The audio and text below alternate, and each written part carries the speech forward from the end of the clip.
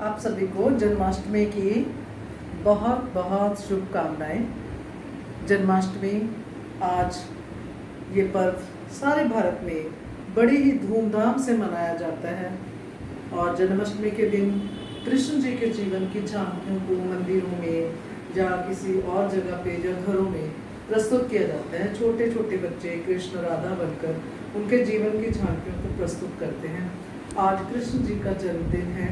श्री कृष्ण जिन्होंने जैसे ही वो पैदा हुए हैं तब से लेके बड़े होने तक और सारी जीवन तक उन्होंने बहुत सी लीलाएं की हैं और अपने चमत्कारों से लोगों को उस समय में होने वाली जो विपदाएं थी, मुसीबतें सी, उनसे उनको मुक्त करवाया है।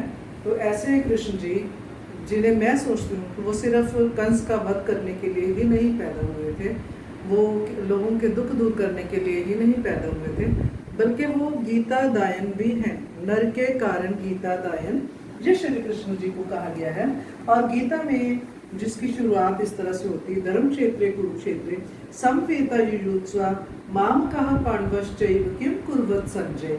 इसमें धृतराष्ट्र जो है वो संजय से प्रश्न करते हैं कि मेरे पुत्रों ने और पांडव के पुत्रों ने धर्म क्षेत्र कुरुक्षेत्र में क्या किया।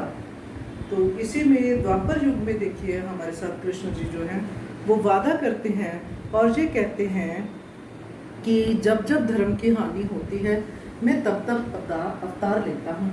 जैसे कि वो कहते हैं यदा यदा ही धर्मस्य ग्लानिर्भवति भारत अभ्युत्थानम धर्मस्य तदात्मानं सृजामि अहम् परित्राणाय साधूनां विनाशाय च दुष्कृतां धर्म संस्थापनार्थाय संभवामि युगे युगे। कि मैं हर युग में जन्म लूँगा, किसके लिए? एक तो सज्जन और साधु व्यक्तियों के सुरक्षा के लिए दूंगा, एक जो अधर्मी लोग हैं उनके विनाश के लिए दूंगा, और मैं पुनः धर्म की स्थापना करूंगा जब भी कभी धर्म की हानि होती है।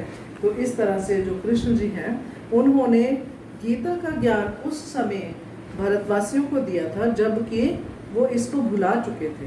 ये ज्ञान जो पहले से चला आ रहा था, जो वैदिक काल में भी था, और बाद के लोग जब इसको भुला चुके थे तब ज़रूरत थी कि उनको इस ज्ञान को दोबारा से याद करवाया जाए। तो गीता के माध्यम से महाभारत के युग में अर्जुन को बताते हुए उन्होंने ये ज्ञान जो है लोगों को दिया है। ये गीता का ज्ञान जो है इसमें योग के बारे में बहुत बताया गया है और कर्म योग को इन्होंने बहुत प्रधानता दी है इसमें श्री कृष्ण जी ने।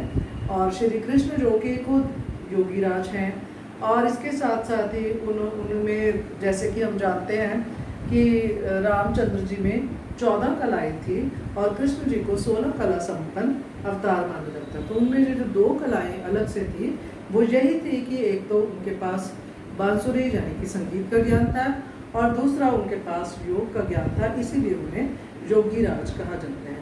तो अभी हम फिर से कृष्ण जी को याद करते हुए योगीराज और जो कृष्ण हैं उनकी एक बार जय बुलाते हैं। योगीराज श्री कृष्ण चंद्र महाराज की जय। तो मेरी अभी एक कविता है जो मैंने लिखी है, तो उस कविता का भी मैं उच्चारण करूंगी और आप भी उसे पढ़ सकते हैं। मैंने ये कृष्ण जी को अपने घर में बुलाने के लिए लिखी।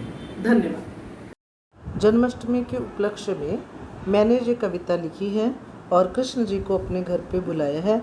कविता का शीर्षक है मेरे घर आना केशव। तुम ऐसे मेरे घर आना मेरे माधव, जैसे कृष्णा की लाज बचाने, एक दाना चावल खाने, संसार की भूख मिटाने आए थे। ऐसे मेरे घर आना मेरे कान्हा, जैसे गोपियों का माखन खाने, फिर भाग कर उन्हें सताने, खेल खेलने के बहाने आए थे।